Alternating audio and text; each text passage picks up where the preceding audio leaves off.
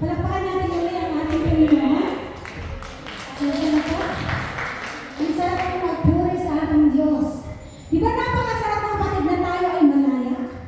Diba? In the name of Jesus, tayo ay naging malaya.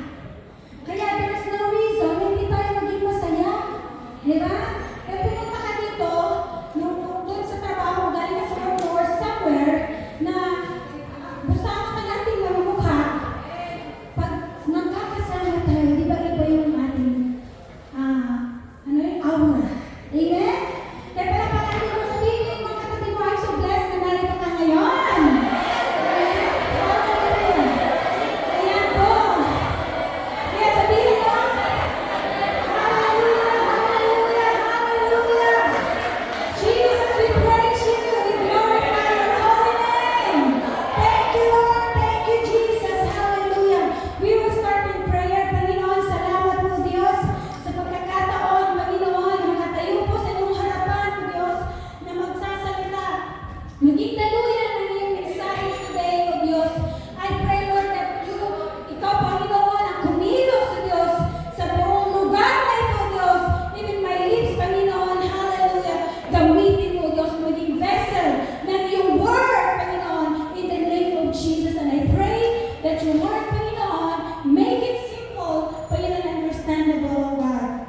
Thank you, Lord, sa namin, pinagkakatiwala ang lahat. Anoint your word, anoint your servant, O God, and even the people, Lord, na magre-receive ng iyong mensahe, anoint them, O God, and even this place, O God, in the name of Jesus. We give you all the praises, adoration, and thanksgiving to you, Lord, in Jesus' name. Amen. Amen.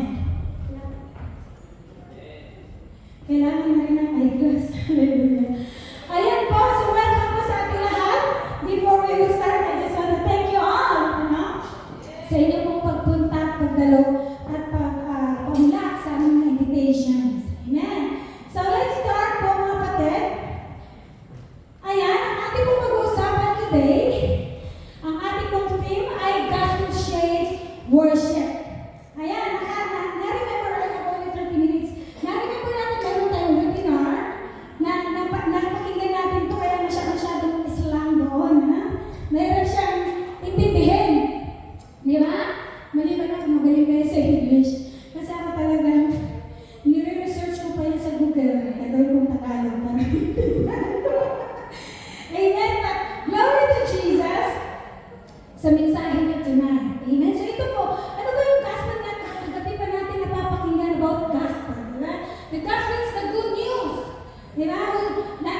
The good news na nag-save ng mga sinners given by the complete work of Jesus Christ. Amen? So yun yung gospel na sabi din natin na pastor kagabi. Yun din po ang mensahe ng ating Panginoon ngayon. Ngayon, pag-aaralin natin kung ano talaga yung gospel shape worship. Maiintindihan natin ngayon kung asaan ay ba yung pagpupuri ko yung ginagawa ko ay nakashape ba sa gospel of Christ? Or nakashape ba o base ba sa mensahe ng ating Panginoon? Amen? So before we will proceed, I just want to give this as a reminders for us. Yan, as a reminders for us na lagi natin sinasabi that we are worshipers. Yan? Kahit pag tinanong tayo, yes, I am a follower of Christ. I am ano ba yan, yung tagasunod or disciple or a believers of Christ. Diba? Ang problema kung minsan, hindi nakikita sa ating mga pamumuhay. Amen? Kaya yan, I just want to remind you this verse, mga kapatid, before we will proceed. Hebrews chapter 12, verse 28 to 29. It says there, therefore, let us be grateful for receiving kingdom that cannot be shaken. What is that kingdom that cannot be shaken? Diba? Think about it. At na-receive natin yun. Binigay sa atin yun. Amen? Binigay sa atin yun ng ating Diyos. Tanda natin, gamitin natin ito to be grateful in every living, in every time sa pamumuhay natin. Amen? Hallelujah! At sinabi ba, let us offer to acceptable worship with reverence and awe for our God is a consuming fire. Amen? So, inaano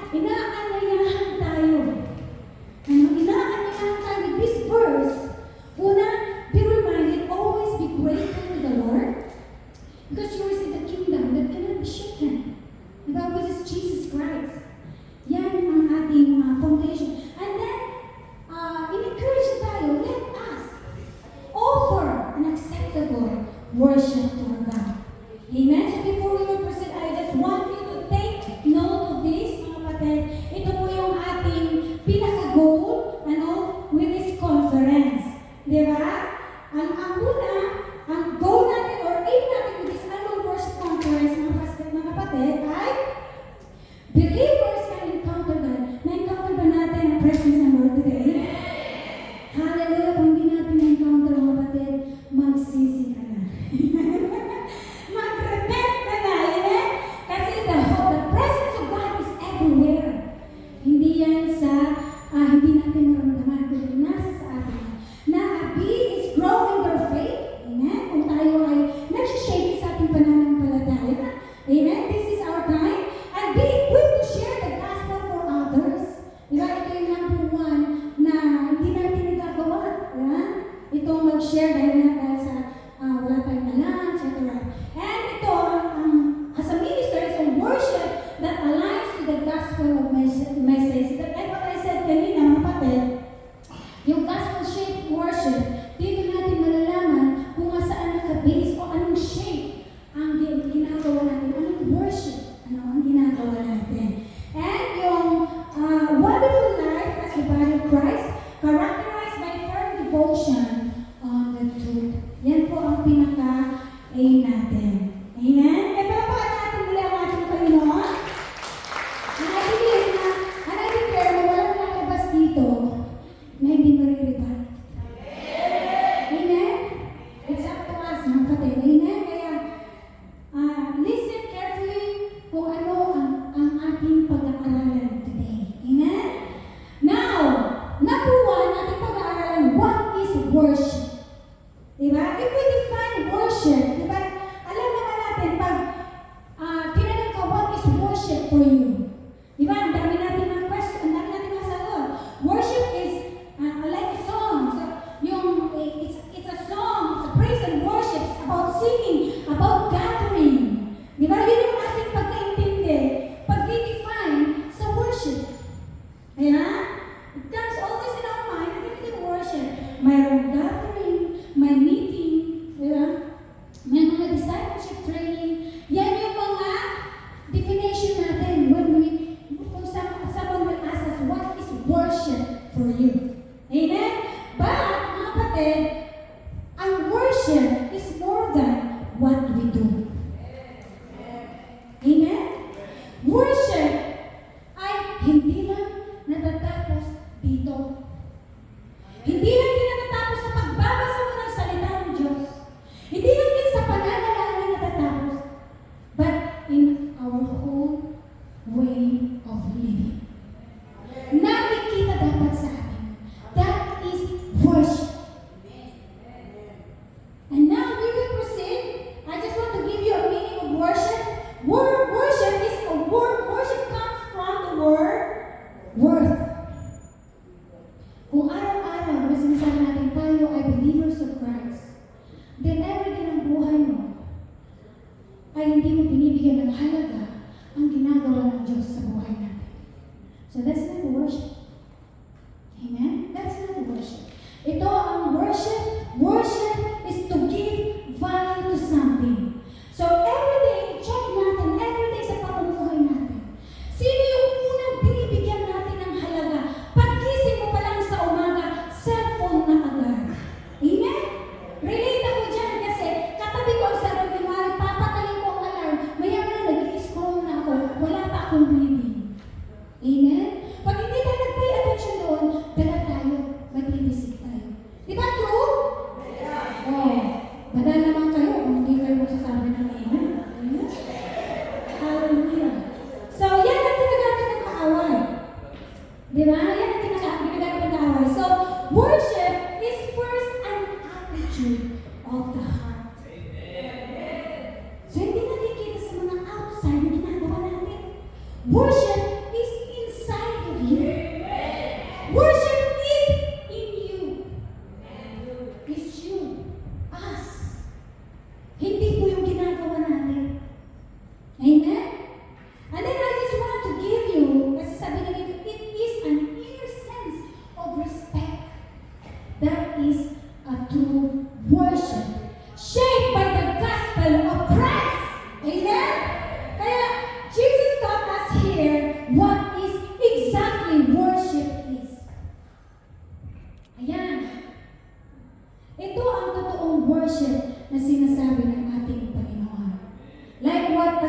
said last night, the great commandments.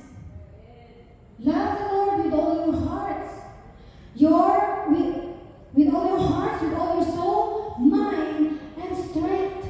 So means, mga kapatid, it is a complete surrender to the Lord. It's not, hindi ko sinasabi, mga kapatid, na lagi na lang tayo, na everyday sa buhay natin ay naka-surrender tayo sa ating Panginoon. Ginagawa natin, ang ibig kong sabihin, kahit nasa labas ka, kahit sinong surrounding sa iyo, yung mga kaibigan mo, yung mga kapatid mo, pamilya mo, even at your work, nakikitaan ka na ang Diyos ang nangunguna sa buhay mo. Magmamanifest ang love na tulad lang. Kasi if you love, sabi na love your God. Bakit love, mga kapatid?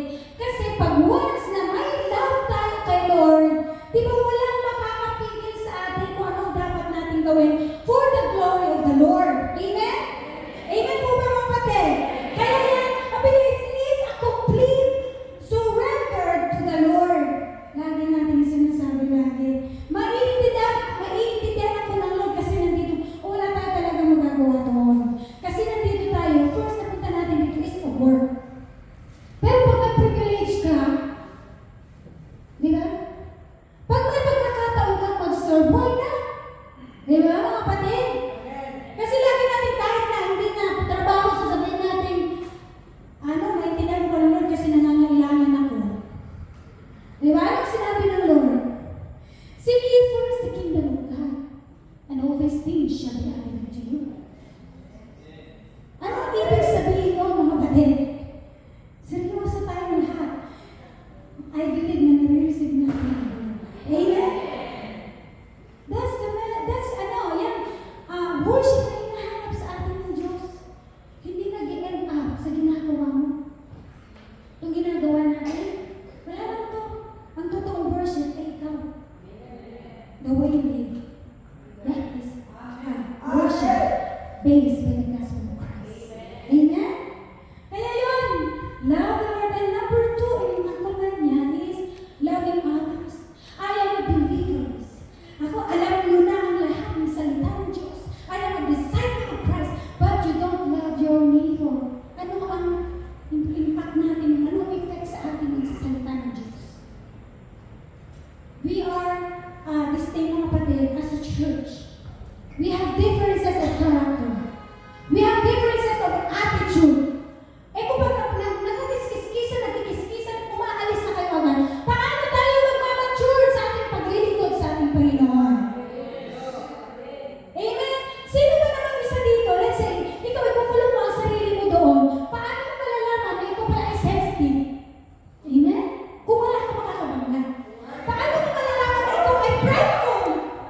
Kung hindi ka makaano dito sa ma-pride din sa parang mas ma-pride pa sa sarili. Amen? Kaya kung natin ang ating Panginoon. Church, we are one family here. Kung may mga kiskisan, you give thanks, be grateful to the Lord. Why? Because there is always a purpose. May plan ang Diyos sa buhay mo. God told you. Tinawag ka ng Diyos. So, ikaw tinawag ka ng Diyos, kapatid, hindi mo maiiwasan na papaguhin ka ng Diyos. Amen?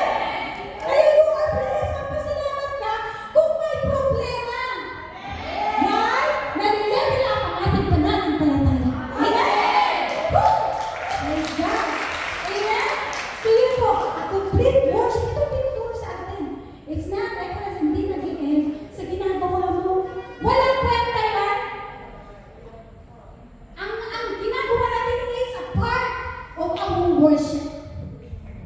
Pero hindi yan yung tinuturo ng Diyos na worship based by the gospel of Christ or shaped by the gospel of Christ. Now, what is acceptable worship?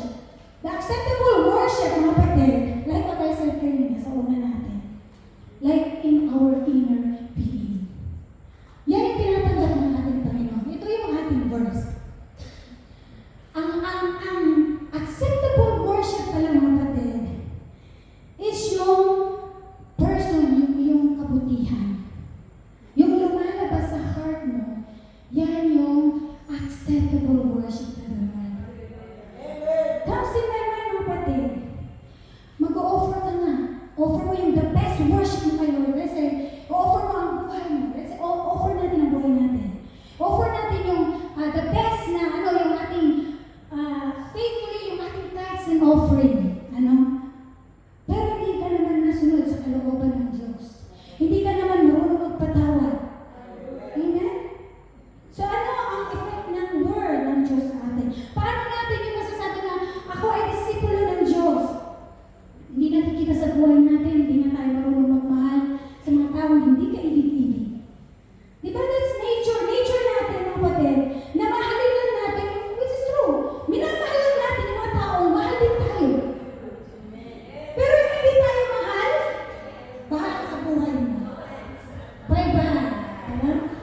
Ganun lang. Maging kagaya, panalangin natin, maging kagaya tayo ng pastoral group. Amen? Na, sige, likas mo na.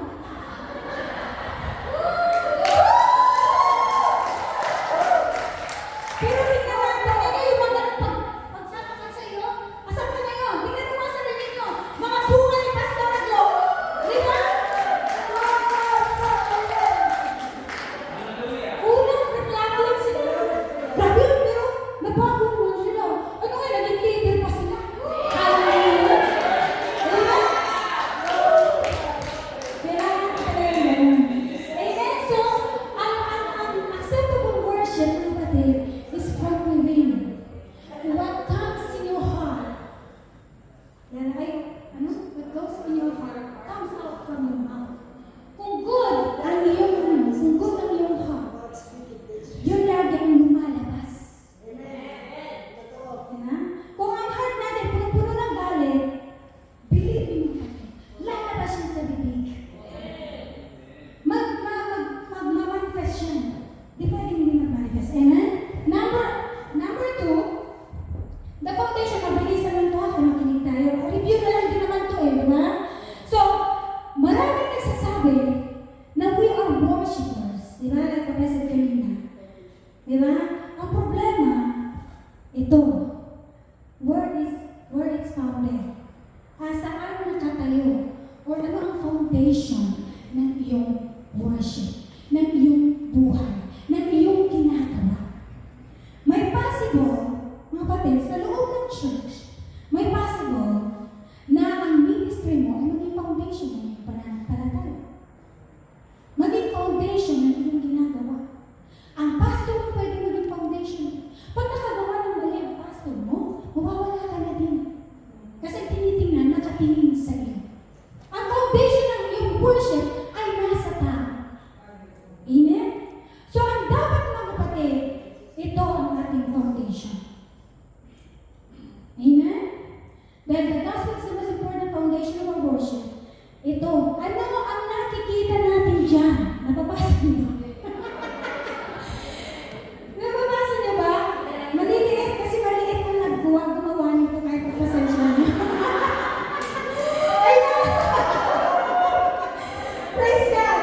So, I will read it for you mga kapatid. Kung ano yung inuulit-ulit ni Pablo dito, pinapaalala niya mga taga-Corinthians.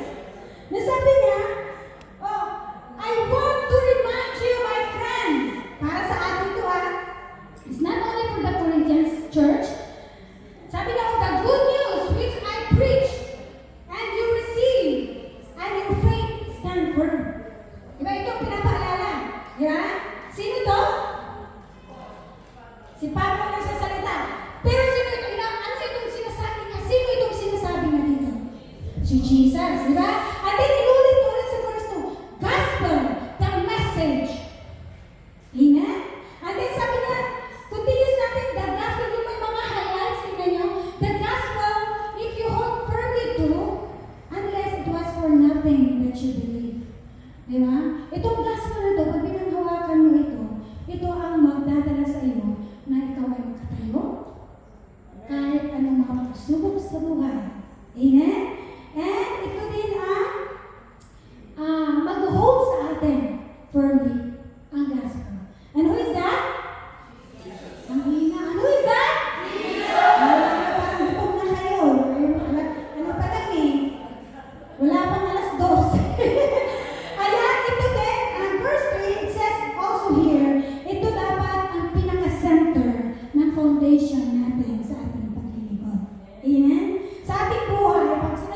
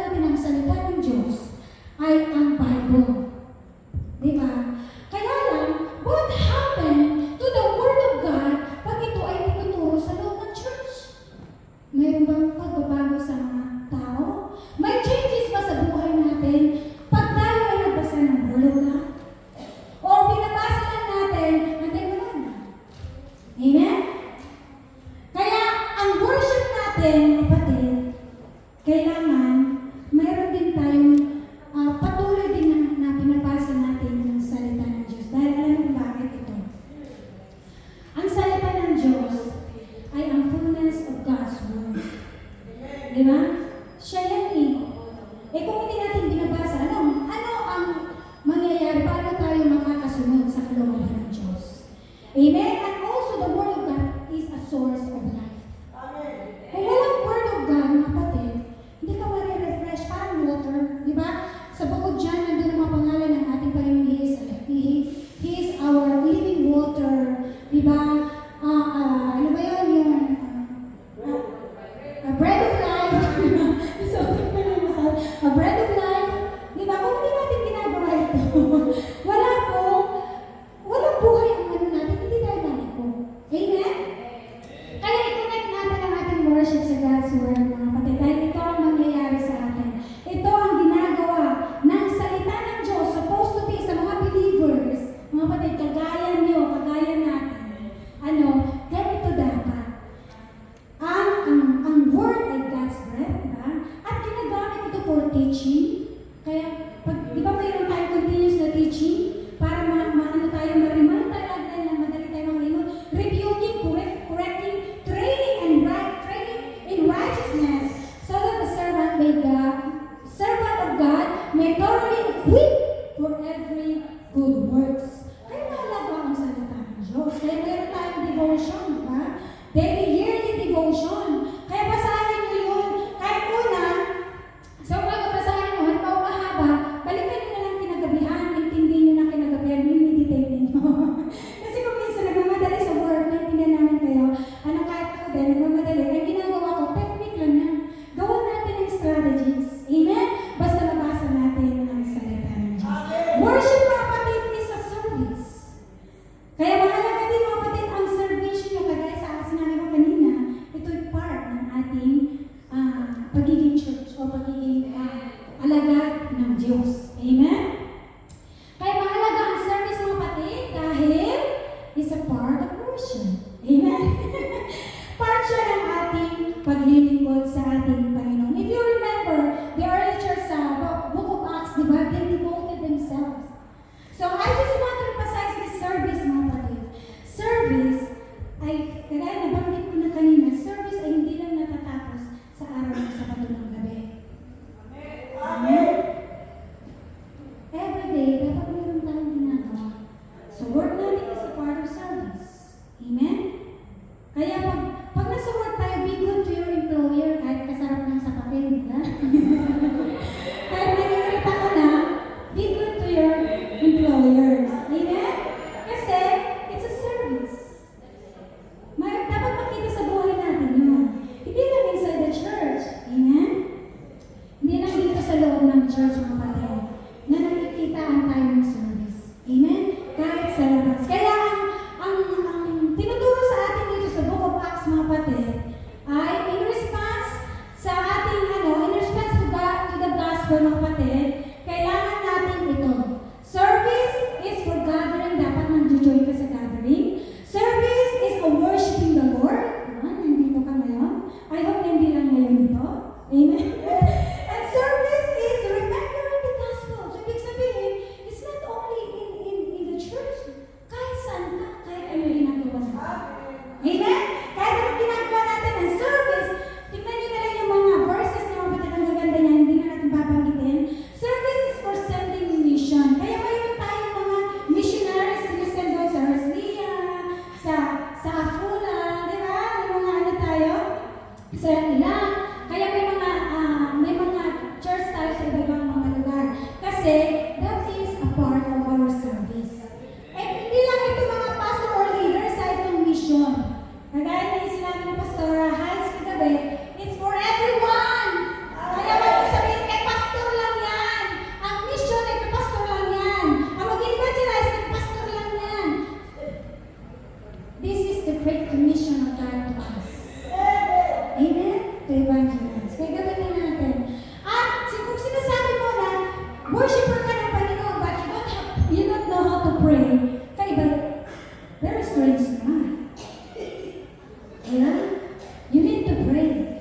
Accompanied by prayer ang ating pag-worship.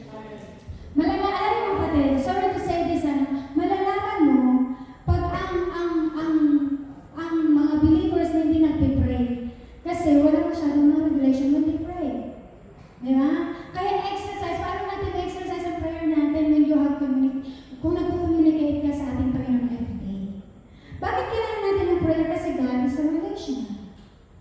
Kagaya nga natin, di ba? Tayo mga friends, di ba? Nagpapatian tayo para mag-develop yung ating good relationship. Ganun din si Lord. Di ba? Kasi alam niyo, si Lord din lagi natin kasama. Amen? Kaya, mahalaga kapatid na tayo ay nananalangin. Lalo na sa mga pinili ng Diyos. Kakahiya naman pati tayo mag-prayer. Mag-pray ka na lang, doon na lang sa pag ikaw ang nag-opening prayer sa church. Kakahiya yung kay Lord kapatid. Sabi ni Pastor Alan, malalaman daw natin pag hindi nananalangin ng buong linggo. Bakit? Kasi sa opening prayer lang ng church, buong linggo ng panalangin.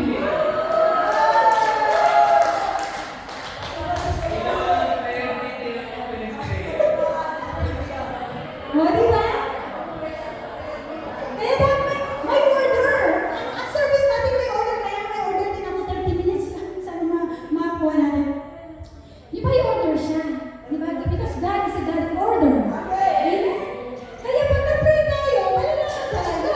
Kasi pag na-pray mo yung Monday, Tuesday, Wednesday, Thursday, hanggang Sunday, ang dami na naman. Amen? Kaya tinuturuan tayo ng ating Panginoon na manalangin. Dahil ito, mahalaga siya. Pag ikaw ay Kristiyano at hindi ka nananalangin, konting sabi sa'yo, tumbalilong ka na gid, sa mga ilong ka. Amen? Tumbalilong ka. Pag walang prayer ang isang Kristiyano, mga kapatid, you are so sensitive. Madali tayong ma-hurt. Madali tayong ma-offense. Amen? Amen? Amen! Sige, lagot kayo. Kayo din ang itilalago. Pag lagi tayong na-offend, lagi tayong nadi-discourage sa ating mga kapatid, talo ka pa rin. Hindi ka lalago. Hindi, malalampasan mo yung plano ng Diyos sa buhay mo. Sayang. Sayang naman. Amen. Kaya kailangan talaga natin ng prayer. Because it's a part also of our worship. Amen. Prayer is important because ito, basahin mo, help us to stay closer to God. Diba sa mga kaibigan nyo, pag lagi kami nakikipag-usap, kami ni Neti kahit hindi na kami mag-usap, satisfied kami. Walang na kami mapag-usapan dahil lagi kami nag-uusap. Pero, satisfied kami na nandiyan lang siya, nandito ako. Kaya ganyo, nagiging close kayo everyday. Kaya kailangan natin ng prayer. Amen? Yan ang dahilan bakit importante ang prayer. At ito pa, tumutulong sa ating lumago. Anong lumago? Spiritual. Lalago din tayo spiritual. Hindi tayo mananatiling bata. Alam mo, tatlo lang ang pupunta ang magiging result ng tatlo lang ang makikita natin Kristiyano sa mga church. Isang baby, immature, at mature. Diba? Saan tayo doon? Gusto mo maging mature? Embrace mo lahat. Embrace mo lahat. Ano ang klaseng mga pagsubok na ating maranasan. Amen? Dahil doon tayo lumalago, wala tayong pagsubok, hindi tayo lalago. Paano mo matitest na kailangan mo ang pera kung hindi ka nawawalan? Paano mo matitest na God is our healer kung hindi ka nagkakasakit ng ulo o body pain? Mapapatunayan natin ang kapangyarihan ng Diyos sa ating mga weaknesses. Sa kapahina, doon mo mararanasan ang kapangyarihan ng Diyos. Amen?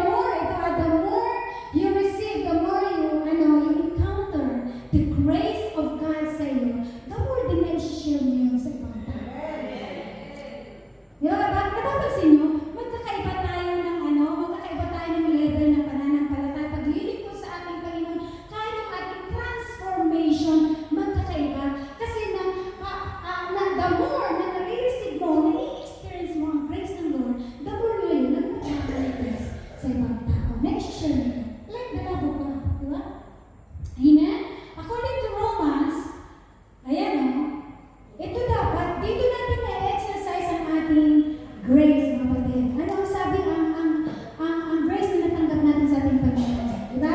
Yung mga mahihina, kaya mo silang tulungan. Amen? Yung may mga burdens, diba?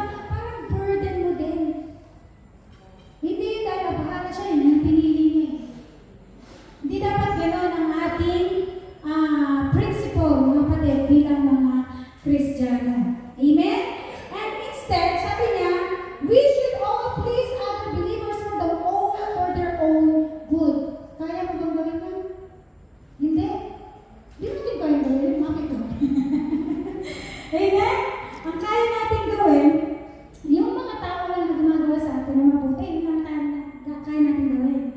Pero, tinuturuan tayo, develop a culture of grace as a part of worship. Part ng buhay din as a body.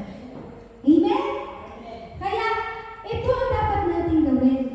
Tulungan natin yung mga mahihina. Huwag natin silang pabayaan. Pag mahihina sila, may naman yun, may tayo kasi may limitation. Pero always remember the grace that you receive from the Lord. Amen? Hindi mo siya madali. Hindi mo naman sinasabi, kahit ako din, I'm still learning. Amen? Pinapalo pa rin natin sa grasya lang ng Diyos. Hindi natin ito kaya. Hindi mo kaya embrace ang iyong kaaway. Ang turo sa atin, love. Ano daw yun? Love your enemy. Love your enemy, di ba? Amen? So yun po mga kapatid. So the message of grace, ay ito. Hallelujah. Tandaan natin ito. Yan po ang message ng ano. Ayan, the message of grace is this, mga kapatid. Ito dapat ang nakikita sa loob ng church. Hindi lang sa loob ng church, pati sa atin. Sa buhay natin, mga kapatid. Amen? Very important ito sa atin. Even outside the church, kailangan makita ito sa buhay natin. Amen? Sa loob ng flats niya, mga kapatid, dapat makita ang pagiging Kristiyano mo. Amen. Hindi lang nakabusangan lagi pag open na, busangan na lang. Amen? Please po, help natin ang sarili natin, puso natin, na makita ang grace na nag-receive natin, makita na i-share din natin sa iba. Amen? Kasi sabi dito, ang grace, the message of grace may attract people to our church. Dapat itong nakikita sa atin. Diba? And also, a church is a set as an example na dapat may pamuhay ang grace. Diba? Ang buhay niyo kaya, ang buhay natin mga kapatid, is a message. Amen? Carry nga kaya natin ang pangalan ng ating Panginoon. Kung nagsasalita ka dyan, kung nainis ka agad, nagsasalita ka na ng bad words, mapapalingon yung unbelievers sa atin. Akala ko ba paano yun? Diba? So be careful with that, mga kapatid. We are the message. Diba? Ang buhay natin ay ginamit ng Diyos maging mensahe ng salita niya. Amen? So may mga sacrificial service din. Kaya nga meron tayong mga sacrificial na service, mga kapatid, yung alam ko yun, yung nag-aaway, may mga nag-aaway-away. Diba? Alam niyo, habang may mga nati-encounter ako mga ganito, mga counseling, mga kapatid, yung nag-share, alam niyo, comes in my mind na ang pinaka-number one, pinaka-susi, mga kapatid na mga quarreling, is humility. Humility lang. Diba, humility ang hapon. Paunahan kayo ng pagpapakumbaba. Kasi pag pareho tayo, on both sides, hindi marunong magpatawad, hindi marunong ay magpakumbaba, siya may kasalanan, siya may ganito. Lagi tayo mahilig tayo magturo eh. Diba, mahilig tayo magturo, wala naman akong ginawa. Diba? Pero if you want to be great in the sight of the Lord, learn to be a servant of all. Amen? Learn to be a servant of all. Last na po ito, being a church, mga kapatid. Ano ba ang being a church? Diba? Diba? All we know that we are all, everyone sa atin, tinawag tayong church. Diba? Ang church ay may mga, supposed to be, may mga commitment. May mga commitment pa ang bawat isa sa atin? Amen? Oh, papatuloy natin yan. Kailangan kayo yung